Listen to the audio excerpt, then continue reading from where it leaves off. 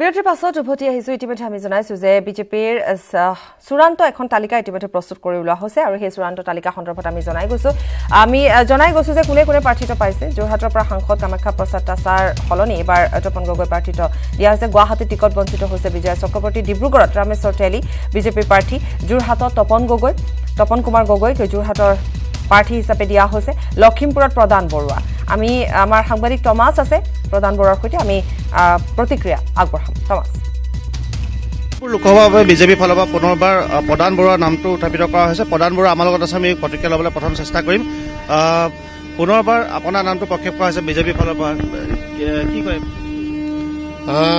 কেন্দ্ৰীয় নেতৃত্ব আৰু ৰাজ্যিক নেতৃত্বই মোৰ ওপৰত আস্থা ৰাখি পুনৰবাৰ মোকে প্ৰাৰ্থিত্ব দিছে তাৰ কাৰণে কেন্দ্ৰীয় নেতৃত্ব আৰু ৰাজ্যিক নেতৃত্বক মই ধন্যবাদ জনাইছোঁ আৰু লগতে আটাইকেইখন জিলাৰ কৰ্মকৰ্তাসকলেও মোৰ ওপৰত আস্থা ৰাখিছে বিধায়কসকলে আস্থা ৰাখিছে গতিকে মই আজি এই মুহূৰ্তত সকলোলৈকে মোৰ আন্তৰিক ধন্যবাদ জনাইছোঁ কিমান ভোটত জয়ী হ'ম বুলি ভাবিছে আপুনি এইবাৰ এতিয়া সেইটো কোৱা উচিত নহ'ব তথাপিতো আমি চেষ্টা কৰিম যিমান পাৰোঁ যেতিয়া দলে মোক আস্থাত ৰাখিছে ভাল কৰিবৰ কাৰণে চেষ্টাটো কৰিম আজি আপোনাৰ কি কাৰ্যসূচী আছে আৰু আজি মেইনলি আমাৰ চাবুৱা সমষ্টিত দুই এটা দলীয় কৰ্মকৰ্তাক লগ পোৱাৰ উদ্দেশ্যে আমি কেইটামান কাৰ্যসূচী আছে তাতে মই ষ্টেচনৰ পৰা ওলাই মুখ হাত ধুই মই চাবুৱালৈকে যাম কেনেকুৱা হ'ব বুলিছে যুঁজখন যিহেতু তাত কংগ্ৰেছৰ প্ৰাৰ্থীজনো যথেষ্ট শক্তিশালী বুলি কোৱা হৈছে প্ৰথমতে মই কংগ্ৰেছ দলৰ প্ৰাৰ্থী তথা যিসকলে মানে এইবাৰ এই নিৰ্বাচনত প্ৰতিদ্বন্দ্বিতা কৰিব সকলোলৈকে মই শুভেচ্ছা জনাইছোঁ আৰু নিৰ্বাচনটো নিৰ্বাচন আমাৰ দলেও তাতে সম্পূৰ্ণ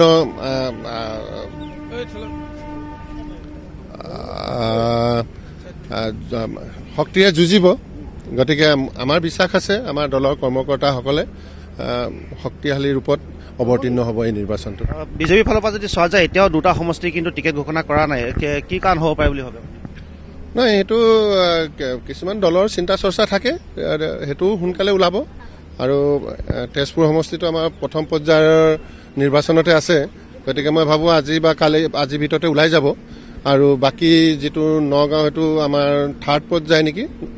গতিকে নগাঁওটো দলে বিবেচনা কৰি সেইটো টিকেট উলিয়াই পঠাব আৰু এইবাৰ কিমানখন আসন পাব বুলি ভাবে আপুনি আমি 10খনেই যি প্ৰতিদ্বন্দ্বিতা কৰিছোঁ আমাৰ 10খনেই আমাৰ বিজেপি পক্ষত যাব বুলি আমি ভাবোঁ প্ৰথমতে কেন্দ্ৰীয় নেতৃবৃন্দ ৰাজ্যিক নেতৃবৃন্দক ধন্যবাদ জ্ঞাপন কৰিছোঁ মঙলদৈ লোকসভা সমষ্টিৰ প্ৰাৰ্থীৰূপে মোৰ নামটো ঘোষণা কৰিছে মই আশাবাদী মঙলদৈবাসী ৰাইজে এইবাৰো ভাৰতীয় জনতা পাৰ্টীক সমৰ্থন কৰিব আৰু মোদী ডাঙৰীয়াই পুনৰবাৰ দেশৰ প্ৰধানমন্ত্ৰী ৰূপে নিজৰ ক্ষমতা দখল কৰাৰ লগতে আগন্তুক দিনত ভাৰতবৰ্ষক এখন শক্তিশালী ৰাষ্ট্ৰৰূপে প্ৰতিষ্ঠা কৰিব নাগৰিকত্ব সংশোধনী বিধেয়ক চিটিজেনশ্বিপ এমেণ্ডমেণ্ট বিল 2016 এইটো কোনো ৰাজনৈতিক বিষয় নহয় এইটো বিষয় হৈছে অসমৰ খিলঞ্জীয়া অসমক ভাল পোৱা প্ৰতিজন ভাৰতীয় নাগৰিকৰ সুৰক্ষা আৰু অস্তিত্বৰ বিষয় এওঁলোকে কংগ্ৰেছ দলে এই বিষয়টোক ৰাজনীতিকৰণ কৰিছে কেবে অসমৰ অসমীয়া খিলঞ্জীয়া মানুহৰ লগতে প্ৰকৃত ভাৰতীয় নাগৰিকসকলৰ সামাজিক অৰ্থনৈতিক সাংস্কৃতিক ৰাজনৈতিক আৰু সাংবিধানিক সুৰক্ষা সুনিশ্চিত কৰিব গতিকে আমি অসমখনক অনাগত দিনত যাতে কোনো বিদেশীৰ হাতত যাতে আমি শাসনভাৰ এৰি দিব লগা নহয় তাৰ বাবে আমি কেবক সমৰ্থন কৰিছোঁ তাৰ বাবে আমি অসমৰ ৰাইজৰ ওচৰলৈ গৈছোঁ ৰাইজক আমি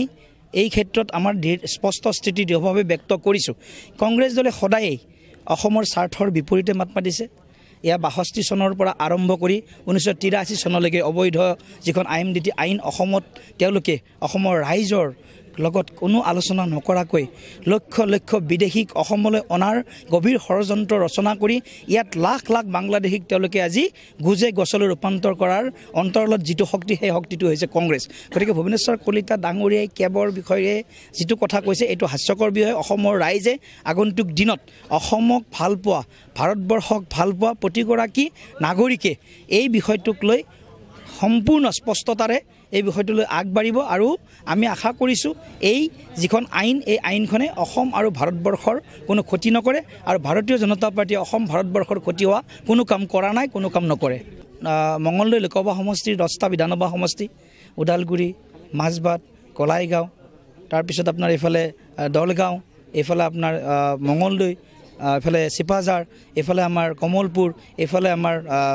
ৰঙিয়া নলবাৰী হয়নে এই গোটেইকেইটা 10টা বিধানসভা সমষ্টিত আমি এই ৰাইজকি যি আছে 17,30,000 যি ভোটাৰ আছে এই ভোটাৰবাসীৰ যি তেওঁলোকৰ মনৰ ইচ্ছা আকাংক্ষা সেই ইচ্ছা আকাংক্ষাখিনি অনাগত দিনত আমি বাস্তৱত যাতে ৰূপায়িত কৰিব পাৰোঁ তাৰ কাৰণে আমাৰ চেষ্টা অব্যাহত থাকিব ভাৰতীয় জনতা পাৰ্টি যোৱা 5 বছৰ গোটেই ভাৰতবৰ্ষত যেনেকুৱা কাম কৰিছে যেনেকুৱা ডেভেলপমেণ্টৰ জোৱাৰ আনিছে আৰু অসমত বিশেষকৈ সৰ্বানন্দ সোণোৱালৰ ডাঙৰীয়া লিডাৰশ্বিপত যোৱা 3 বছৰৰ যেনেকুৱা উন্নয়নৰ জোৱাৰ চলিছে ভাৰতবৰ্ষৰ তথা অসমৰ জনগণে ইমান উচ্ছ্বাসৰ উচ্ছ্বাস লৈ ৰখি আছে যে আমাৰ কেণ্ডিডেট ডিক্লেয়াৰ হোৱাৰ পিছত তেখেতে ভাবিছে এইটোৱে চৰকাৰ আকৌ এবাৰ নৰেন্দ্ৰ মোদীক ভাৰতবৰ্ষৰ প্ৰধানমন্ত্ৰী বনাব আৰু এইটো কাৰণে মানুহৰ উচ্ছ্বাসটো বেছি আমাৰ কামটো হ'ল আমি ভাল কাম কৰি যাব লাগে আৰু নৰেন্দ্ৰ মোদীজীক আমি ভাৰতবৰ্ষৰ আগামী প্ৰধানমন্ত্ৰী ৰূপে দেখিব বিচাৰিছোঁ people needs to understand the game plan of Congress মানুহে বুজিব লাগে কংগ্ৰেছৰ যিটো গেম প্লেন আৰু আমাৰ ভাৰতীয় জনতা পাৰ্টি আমি দিল্লীত যিটো কথা কৈ থাকোঁ CAB দিছপুৰত এটাই কথা কওঁ শিলচৰতো এটাই কথা আমাৰ ষ্টেণ্ডটো ডিফাৰেণ্ট নহয় পিপল নিড টু আণ্ডাৰষ্টেণ্ড দিছ প্ৰথমতে মই নিৰ্বাচনী সমিতিক ধন্যবাদ জনাব লাগিব তেওঁলোকে কাৰণ 2000 চনত মই বিধায়ক হৈছিলোঁ আৰু এজন পাৰ্টিৰ পুৰণি কাৰ্যকৰ্তা হিচাপে দ্বিতীয়বাৰ বাবে মোক প্ৰাৰ্থিত্ব দিয়াৰ বাবে মই আমাৰ যি নিৰ্বাচনী সমিতি আছে সেই সমিতিক মোৰ ফালৰ পৰা ধন্যবাদ জনাইছোঁ আৰু ভাবি লৈছিলোঁ যে পাৰ্টিয়ে মোকেই টিকেট দিব আৰু ইতিমধ্যে দিছে তাৰ কাৰণে মই ধন্যবাদ জনাইছোঁ যোৱাবাৰ 2014 চনত মই 1,85,000 ব্যৱধানত জয়ী হৈছিলোঁ আৰু তেতিয়া দিল্লীত আমাৰ চৰকাৰ নাছিল অসমতো আমাৰ চৰকাৰ নাছিল আমাৰ 9টা সমষ্টিত আমাৰ বিধায়ক নাছিল কিন্তু আজি তাৰিখত 9টা সমষ্টিত বিধায়ক আছে আমাৰ অসমত চৰকাৰ আছে আমি অজস্ৰ আঁচনি দিছোঁ সেইকাৰণে ক'ব বিচাৰিছোঁ 2014 চনত 1,85,000 ভোটৰ ব্যৱধানত জয়ী হৈছিলোঁ এইবাৰ তাতকৈ অধিক ভোটৰ ব্যৱধানত জয় হ'ম বুলি মোৰ দৃঢ় মই বিশ্বাস কৰিছোঁ আৰু আমাৰ পাৰ্টিক কাৰ্যকৰ্তাসকলে যথেষ্ট কাম কৰিছে আৰু সেইকাৰণে মই ডিব্ৰুগড় লোকসভাত 13 লাখ ভোটাৰ আছে আৰু এইবাৰো মোক আশীৰ্বাদ দিব আৰু অধিক সংখ্যক ভোটত জিকাব বুলি মই আশা কৰিছোঁ ইলেকশ্যনত আমি জিকিম এইটো 100% প্ৰব্লেম নাই আৰু আমাৰ মাইনৰিটি মৰ্চা যোৱাকালি মিটিং কৰিছে বাকী মিটিং চলি আছে আমাৰ বিজেপিৰ মাইনৰিটি মৰ্চা নহয় খালি বিজেপিৰ টোটেল উইংছে কাম আৰম্ভ কৰি দিলে অলৰেডি মোক মাতি আছে মই যাম কালি মই কালি যাম কালি গৈ এখেতে আৰম্ভ কৰিছে কেণ্ডিডেটৰ কোনো কথা নাই মই আগতে কৈছিলোঁ কেণ্ডিডেট যিয়ে হওক এইবাৰ কৰিম মই সেইটো বিজেপি জিকিম তাৰ জিকিম মাইনৰিটি ভোট বিজেপিত এইবাৰ আহিব আগত নাছিলে কম আছিলে এবাৰ বহুত বেছিকৈ আহিব কাৰণ মোৰ লগত কণ্টেক্ট কৰি আছে আমাৰ মাইনৰিটি মৰ্চাৰ এভৰি আমাৰ মণ্ডলত এই কমিটি আছে এবং কমিটিবিলাক কাম কৰি আছে মাইনৰিটি ভোট আমাৰ ভাল এটা ভোট আহিব 50,000 ওপৰত আমি মাইনৰিটি ভোট পাম আমি জিকিম মাইনৰিটি ভোটো পাম হিন্দু ভোট মেজৰিটি আমাৰ বিজেপিয়ে পাব আৰু আমি বিজেপি জিকি যাম আৰু তাৰ পাছতে এইদৰে দেখিবলৈ পোৱা গ'ল বিভিন্ন স্থানত থকা যিসমূহ বিজেপিৰ কাৰ্যালয় আছে সেই কাৰ্যালয়সমূহত এক উৎসৱমুখৰ পৰিৱেশে বিৰাজ কৰে আৰু এই যি তালিকা এই চূড়ান্ত প্ৰাৰ্থী তালিকা ওলোৱাৰ পাছতে এইদৰে সকলো উল্লাসিত হৈ পৰা দেখিবলৈ পোৱা গৈছিল আমি কালি দেখুৱাইছিলোঁ কিদৰে বিভিন্ন প্ৰান্তত বিশেষকৈ ডিব্ৰুগড়তে হওক বা মহানগৰীত হেঙেৰাবাৰীৰ যি কাৰ্যালয় আছে সেই কাৰ্যালয়তো কালি সন্ধিয়া ভাগত যথেষ্ট উৎফুল্লিত হৈ পৰিছিল সকলো কৈ নোযোৱা উপস্থিত হৈছিল আৰু প্ৰত্যেকে কালি মিঠাই বিতৰণ কৰাৰ লগতে সমান্তৰালভাৱে দেখিবলৈ পোৱা গৈছিল কেনেধৰণে এক আগতীয়া দীপাৱলী যেন উদযাপিত কৰিছিল আমি দেখুৱাইছোঁ হেঙেৰাবাৰীৰ কাৰ্যালয়ৰ দৃশ্য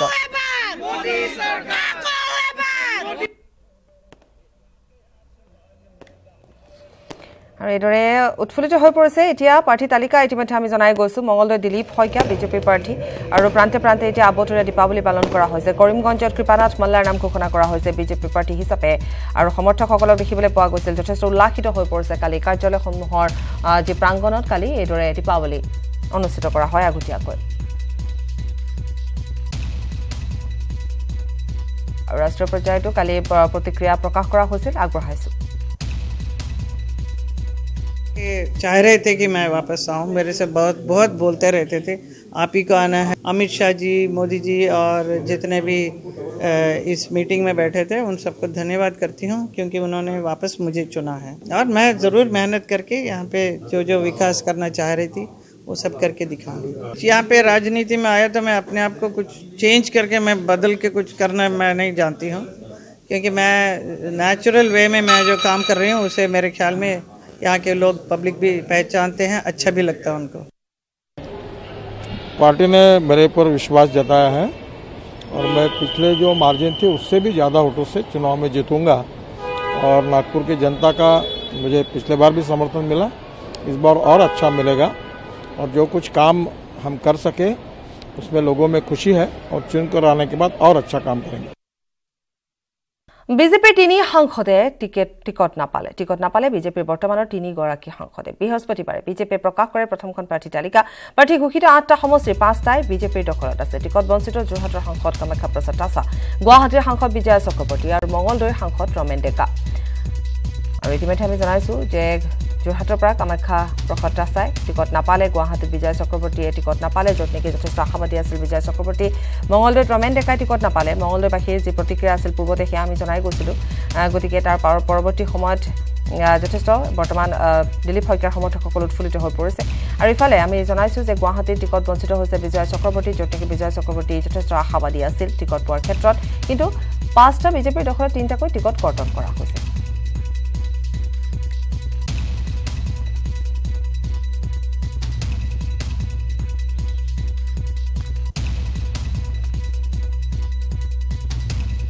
বিজেপিত অৱসান ঘটিল আদৱানী যুগৰ বিজেপি দলৰ অন্যতম প্ৰতিষ্ঠাপক লালকৃষ্ণ আদৱানীয়ে প্ৰতিদ্বন্দ্বিতা নকৰে আগন্তুক লোকসভা নিৰ্বাচনত দীৰ্ঘদিনে গান্ধীনগৰ সমষ্টি নিজৰ দখলত ৰাখিছিল আদৱানীয়ে এবাৰ গান্ধীনগৰ সমষ্টিৰ পৰা প্ৰতিদ্বন্দ্বিতা কৰিব বিজেপিৰ ৰাষ্ট্ৰীয় অধ্যক্ষ অমিত শ্বাহে গান্ধীনগৰ সমষ্টিত অমিত শ্বাহে টিকট লাভ কৰাৰ পিছতে আনুষ্ঠানিকভাৱে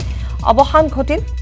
বিজেপিত আদৱানী যুগৰ ভাৰতৰ উপ প্ৰধানমন্ত্ৰী ৰূপেও কাৰ্যনিৰ্বাহ কৰিছিল 91 বছৰীয়া আদৱানীয়ে বয়সৰ বাবে 2014 চনতে আদৱানীক টিকট প্ৰদান নকৰাৰ সিদ্ধান্ত লৈছিল বিজেপিৰ নীতি নিৰ্ধাৰকসকলে কিন্তু প্ৰতিষ্ঠাপক জ্যেষ্ঠ নেতাগৰাকীৰ আগ্ৰহৰ বাবে 2014 চনত তেওঁক টিকট প্ৰদান কৰা হয় 91 বছৰ ভৰি দিয়া জ্যেষ্ঠ নেতাগৰাকীৰ এবাৰ টিকট প্ৰদান কৰা নহল একেদৰে বিজেপিৰ আন এগৰাকী বৰ্ষীয়া নেতা মুৰলী মনোহৰ যোশীকো প্ৰদান কৰা নহল টিকট ইয়াৰ বিপৰীতে এইবাৰো বাৰাণসীৰ পৰাই প্ৰতিদ্বন্দ্বিতা কৰিব প্ৰধানমন্ত্ৰী নৰেন্দ্ৰ মোদীয়ে লক্ষ্ণৌৰ পৰা প্ৰতিদ্বন্দ্বিতা কৰিব ৰাজনাথ সিঙে নাগপুৰৰ পৰা প্ৰতিদ্বন্দ্বিতা কৰিব নীতিন গাডকাৰীয়ে পুনৰ কংগ্ৰেছ অধ্যক্ষ ৰাহুল গান্ধীৰ সমুখ সমৰত নামিব স্মৃতি ইৰাণী আমেথিৰ পৰা প্ৰতিদ্বন্দ্বিতা কৰিব স্মৃতি ইৰাণীয়ে গাজিয়াবাদৰ পৰা প্ৰতিদ্বন্দ্বিতা কৰিব জেনেৰেল VK সিঙে